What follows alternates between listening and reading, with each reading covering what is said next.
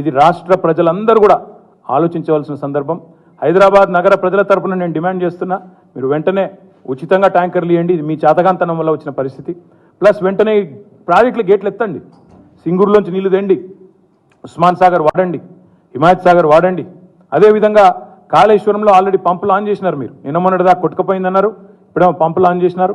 కొండపోచమ్మ నింపండి, మల్లన్న సాగర్ నింపండి.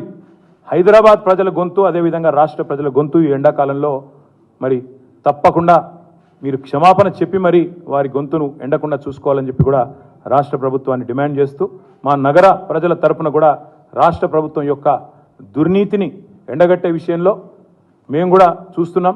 అవసరమైతే జలమండలి దగ్గర కూడా ధర్నాలు పెడతాం. ఇంకొక మాట కూడా చివరిగా నేను చెప్పి ముగిస్తాను.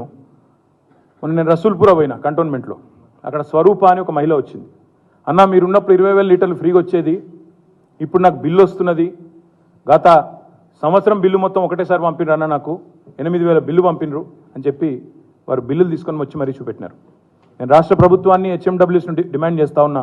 మున్సిపల్ మంత్రి వేరే లేరు, రేవంత్ రెడ్డి గారే ఉన్నారు కాబట్టి వారినే డిమాండ్ చేస్తున్నా. మీరు మీ హెచ్ఎండబ్ల్యూఎస్ఎస్బికి ఆదేశాలు ఇవ్వండి, తక్షణమే ఈ ప్రజలను ముక్కుబిండి బిల్లు వసూలు చేసే పద్ధతిని విరమించండి. ఫ్రీ వాటర్ అని చెప్పి గవర్నమెంట్ ఆర్డర్ ఉంది, మీరు దాన్ని వయలేట్ చేసి ఇవాళ ప్రజల ముక్కుబిండే విధంగా బిల్లులు వసూలు చేయడం అనేది అన్యాయం.